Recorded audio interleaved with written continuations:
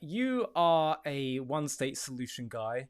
You talk about you want to annex Gaza and Judea and Samaria, or the West Bank, and make it all part of Israel. So, can you make the case for us? I'm going to give you the time to do it, both in terms of legally, but also like practically, because obviously based on just what you said, like, aren't there going to be massive security concerns? And then the third question will, of course, be those who will say, I don't think it's legitimate anymore. It's become completely crystal clear to me. But those who would say, well, hold on, don't they have some kind of right to their own national self-determination? So if you could sort of lay out the case.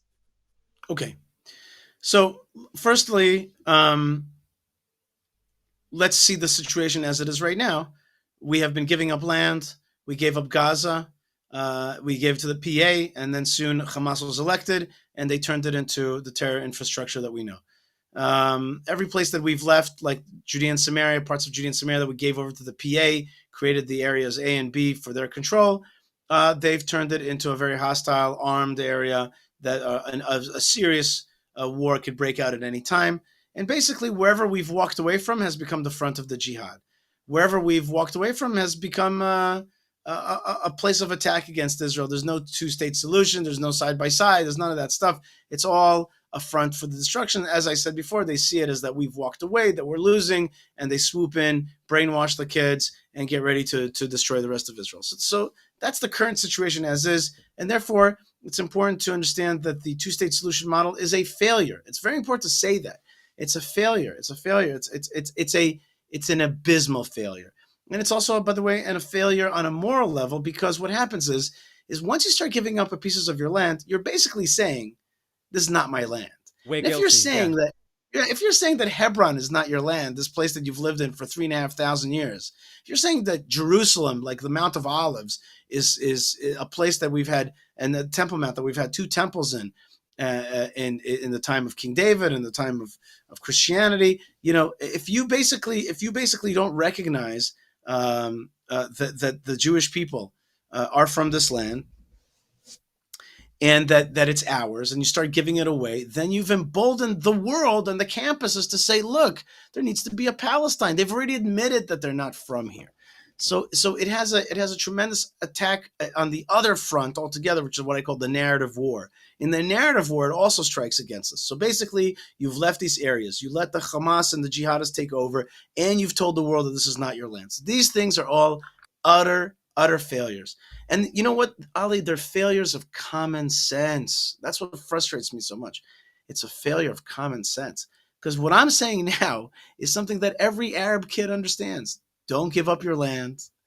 You're weak when you give up your land. You're weak when you talk about giving up your capital city. Every person understands that these basic fundamental principles around here.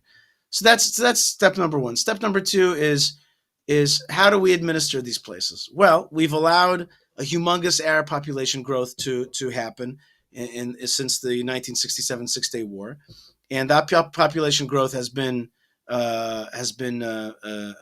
taught to hate Israel. And now it's not so easy. But the simple thing that needs to be done is to control Judea and Samaria. And maybe you could pop up a map to show Israel, because you'll understand that Judea and Samaria, the so-called West Bank, is actually the heart of the country physically and the heart of the country historically and spiritually. All right?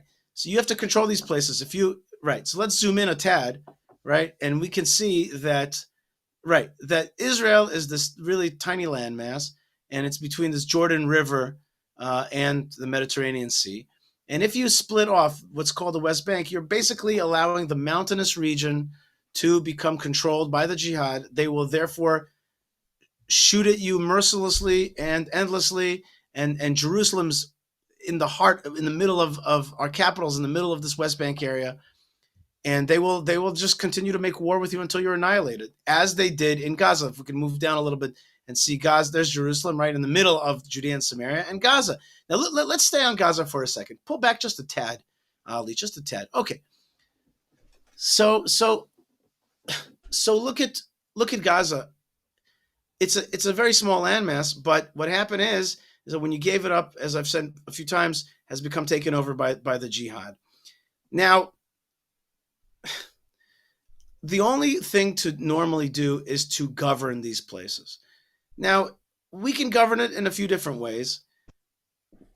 The first way is to say these are Israeli territories. Let's say you feel that you cannot assert total sovereignty right now, so at least call it for what it is. Say these are the Israeli territories. We administer them like Israeli territories, like the United States administers Guam or Puerto Rico. Okay, you administer as Israeli territories. For people like myself, we say even simpler: take these areas. They're our ancestral, historical areas. We've won them in defensive wars. We've paid money for them. We've been recognized. It's been recognized as ours in the early 20th century by the international community. This is our land. Now, there are Arabs living there. Okay. So minorities can live under Israel.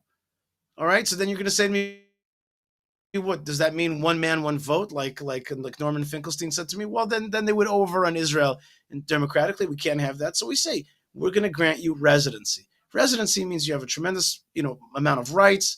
You live in a fabulous state, but you don't necessarily have control of where this country is going. I have something I call the the parable of the hitchhiker. I take hitchhikers all the time. I take hitchhikers all the time. And when I take hitchhikers, I want them to be comfortable, and I want them to be safe, and I want them to get to their destination.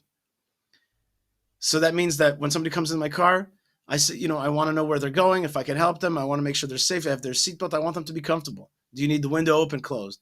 But if the hitchhiker says to me, can I take the steering wheel? I say, wait, no. This is my car. Okay. It's the same thing. I want minorities that live in this ethnic region, of which they have 22 countries and 56 countries if you count Islam. I want them to live well. I want them to be safe. I want them to get to their destination. I want them to be successful, but they should not take control of this country. There are other options. I wrote a whole article about this called A Settler's Vision for the Future of Israel, which I outlined 5 alternatives to the two-state solution. But the bottom line is residency, or residency with a pathway to citizenship, or residency with citizenship in Jordan, which is the original Palestinian state, But isn't or there a risk that local. you could have a massive security problem on your doorstep? We have it. Ali, we have it. No, I know, but to suddenly have so but many Gazans but, having free travel throughout all of Israel, isn't that so, that's insane? Not really. Make your checkpoints, check the people, give them residency, and be aggressive. Find if they're jihadists, don't let them hang out. They're gone. They're done. They exiled. Whatever. They're jail. So, whatever it is. Okay, so this is the next question, which is that. But what you're saying, what the counter to what you're saying is, okay, so jail these people over here in this big thing. And then they say, we have an outdoor prison, all that kind of stuff. And then they give you other security threats. Much better for the army to be inside these places. You got to be inside these places. You got to be rough on the jihad so you can be good to good people. Control your land. The Arabs will respect you. They'll respect you. They'll thank you. People